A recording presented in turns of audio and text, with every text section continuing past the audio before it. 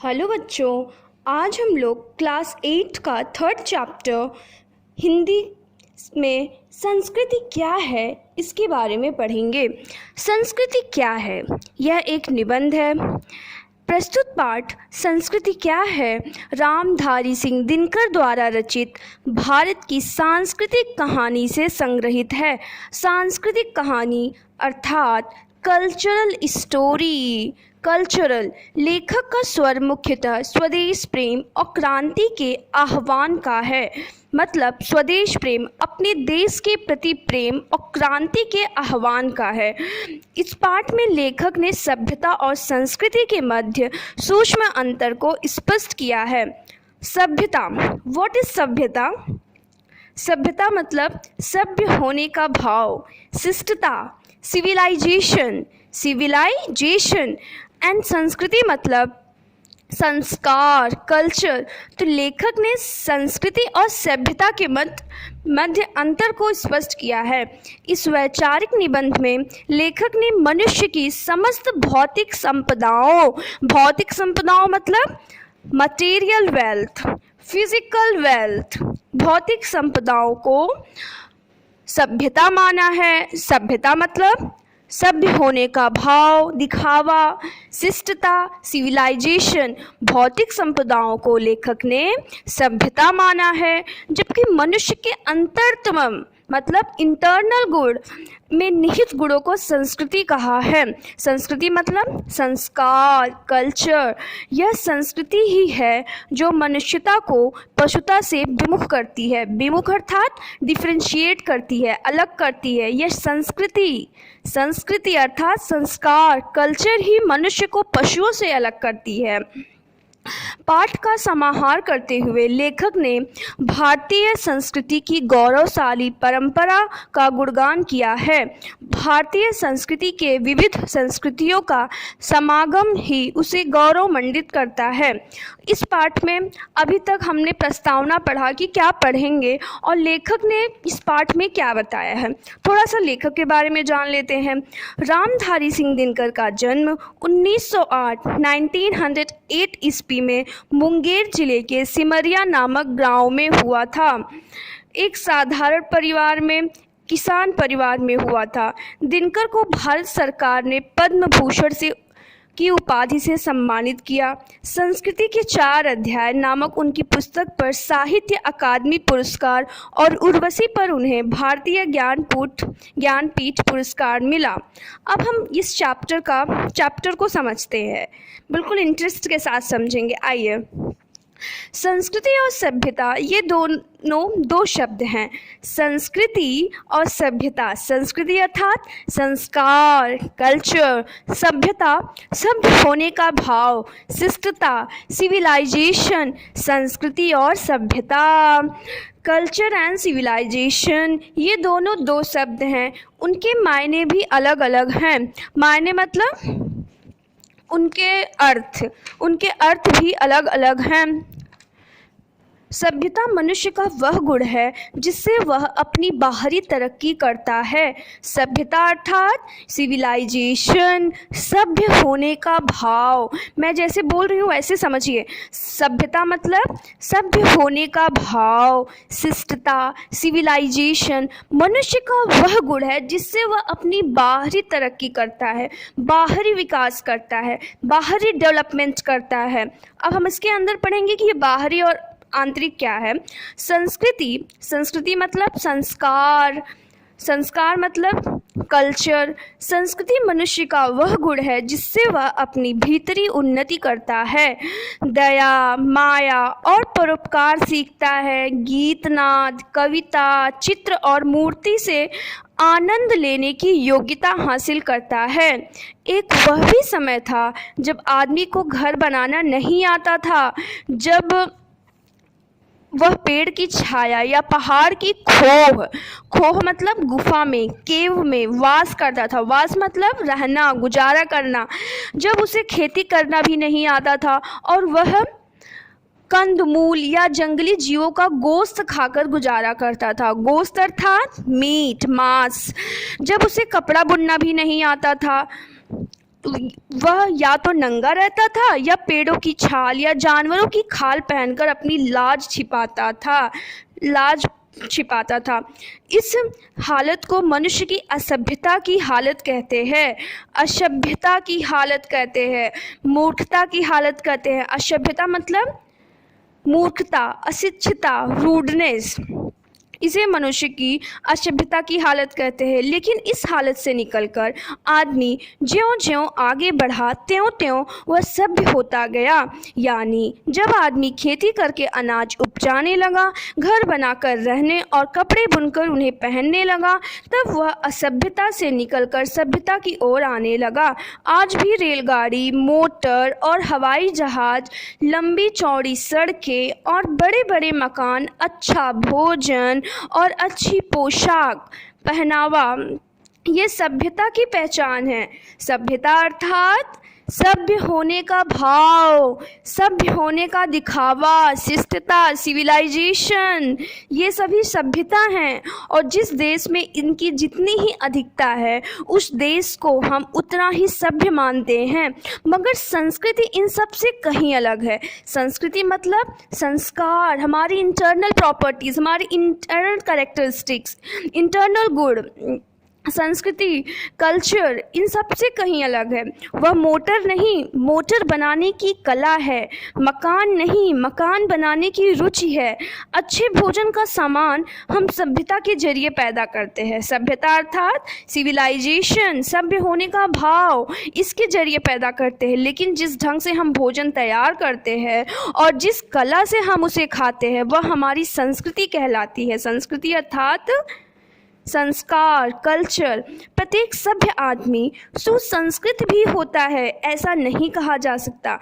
मतलब जो सिविलाइजेशन से परिपूर्ण आदमी है, जो बिल्कुल सिविलाइजेशन में भरोसा रखता है, जो अपनी उन्नति कर लिया है, वो ज़रूरी नहीं है कि उसके अंदर संस्कार हो ही, सुसंस्कृत ही हो वो आदमी। उसके पास भले ही मोटर, बंगला, कार हो, लेकिन ज़रूरी नहीं है कि उसके अंदर संस्कार हो, कल्चर हो।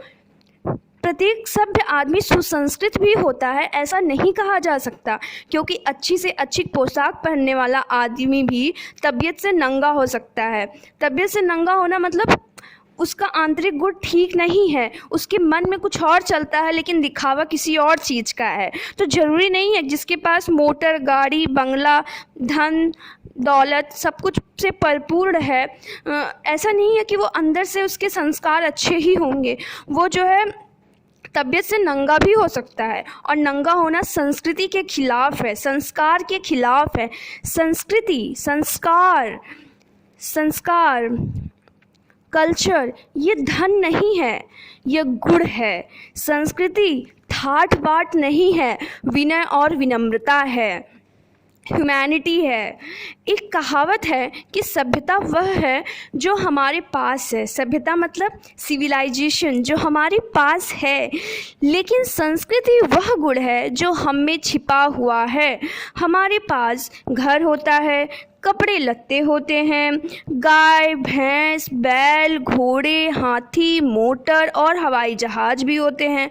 मगर ये सारी वस्तुएं हमारी सभ्यता के सबूत हैं, हमारी सिविलाइजेशन के सबूत हैं, जिनसे यह जाना जा सकता है कि ज़िंदगी की मोटी और बाहरी सुविधाएं हमने कहाँ तक हासिल की है। लेकिन संस्कृति इतने मोटे तौर से दिखलाई नहीं देती। संस्कृति अर्थात संस्कार, हमारा कल्चर इतने मोटे तौर से दिखाई नहीं देती। वह बहुत ही सूक्ष्म और महीन है, और वह हमारी प्रत्येक पसंद तथा आदत में छिपी रहती है। मकान बनाना सभ्यता का काम है, लेकिन हम मकान का कौन सा नक्शा पसंद करते हैं, यह हमारी संस्कृति कहलाती है। जैसा कि मैंने पहले ही बताया था कि सभ्यता जो है, सभ्यता अर्थात सभ्य होने का भाव है। वो केवल एक भाव है, केवल एक फीलिंग्स है, केवल एक फिजिकल प्रॉपर्टी है, बाहरी दिखावा है, सिविलाइजेशन है। लेकिन संस्कृति इंटरनल प्रॉपर्टी है, वो मनुष्य के अंदर का चरित्र बताती है। तो वही लेखक यहाँ बता रहे हैं, मकान बनाना सभ्यता सबका काम है, लेकिन हम मकान का कौन सा नक्शा पसंद करते हैं यह हमारी संस्कृति संस्कार कहलाती है। कपड़ा तैयार करना सभ्यता का काम है, लेकिन उसका रंग रूप कैसा हो यह हमारी संस्कृति कहलाती है। हथियार गढ़ना सभ्यता का काम है, लेकिन उस हथियार से किसी को मारना ठीक है या नहीं यह बतलाना संस्कृति का काम है। आज दुनिया में बड़े बड़े बम और दूसरे हथियार बन रहे हैं क्योंकि हम सभ्यता के मामले में दुनिया बहुत आगे बढ़ गई है, लेकिन संस्कृति पुकार पुकार कह रही है कि इन बमों और हथियारों को काम में मत लाओ क्योंकि इनसे दुनिया बर्बाद हो जाएगी। एक बात और है कि आदमी के भीतर जो 6 विकार 6 डिसऑर्डर काम, क्रोध, लोभ, मद, मोह और मत्सर। काम की इच्छा रखना, बहुत ज़्यादा गुस्सा आना, क्रोध आना, लालच करना। मद मतलब अहंकार होना, घमंड होना, एरोगेंस। मोह होना मतलब किसी के लिए बहुत ज़्यादा मोहित हो जाना। मत्सर मतलब मांस मच्छी का सेवन करना।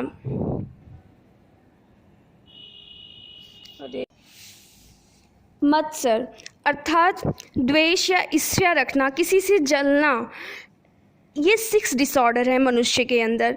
वे प्रकृति के दिए हुए हैं, मगर ये विकार अगर बेरोक छोड़ दिए जाएं तो आदमी इतना गिर जाएगा कि उसमें और जानवर में कोई अंतर ही नहीं रह जाएगा, कोई भेद नहीं रह जाएगा।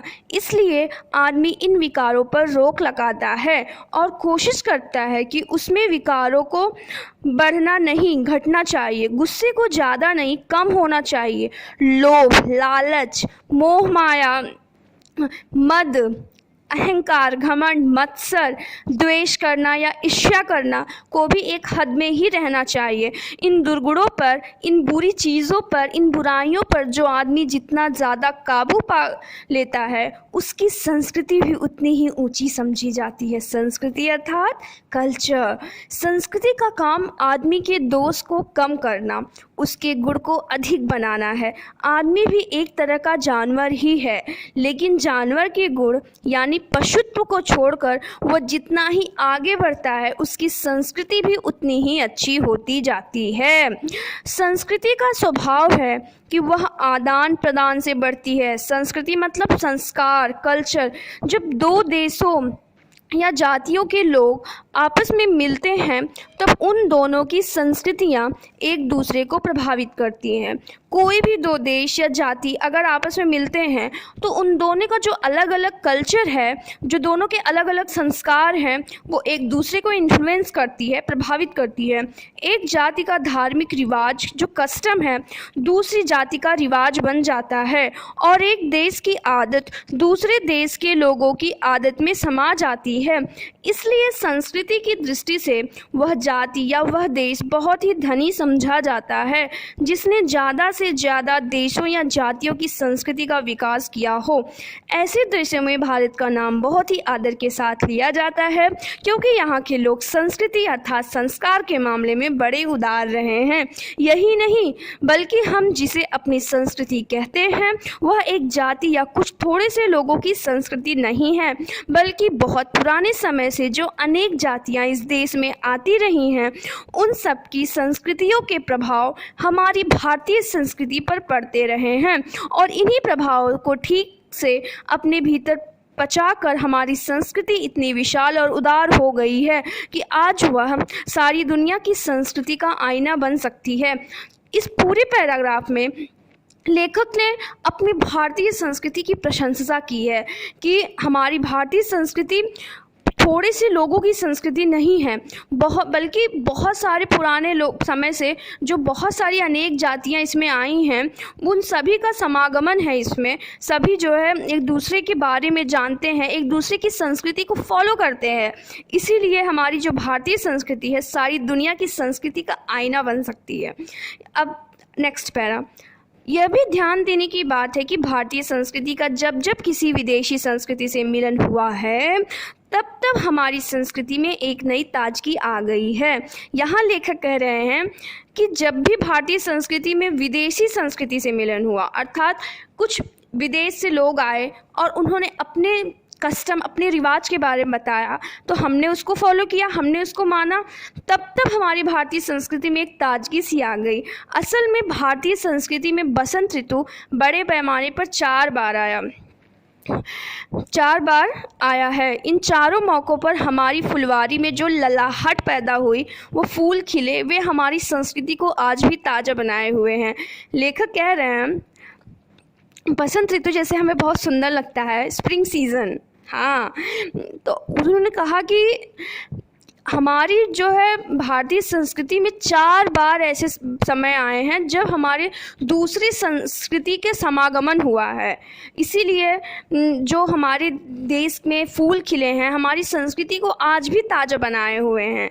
1 बार नहीं, 2 बार नहीं, 3 बार नहीं, पूरे 4 बार ऐसी संस्कृति का मिलन हुआ है। इन 4 अध्यायों में पहला अध्याय वह है जब आर्य इस देश में आए।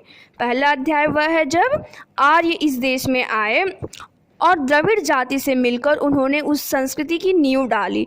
द्रविड़ जाति क्या है? दक्षिण भारत के निवासियों का प्राचीन नाम, old name of south Indians, इनको बोलते हैं द्रविड़ जाति। जब आर्य इस देश में आए और साउथ इंडियंस से, द्रविड़ जाति से मिलकर उन्होंने उस संस्कृति की नींव डाली। नींव अर्थात जैसे जब हम लोग घर बनवाते हैं तो इमारत का ज़मीन के अंदर रहने वाला भाग, आरंभिक, इनिशियल फाउंडेशन, इनिशियल वर्क, हाँ जी, नींव डाली, जिसे हम हिंदू अथवा भारतीय संस्कृति कहते हैं।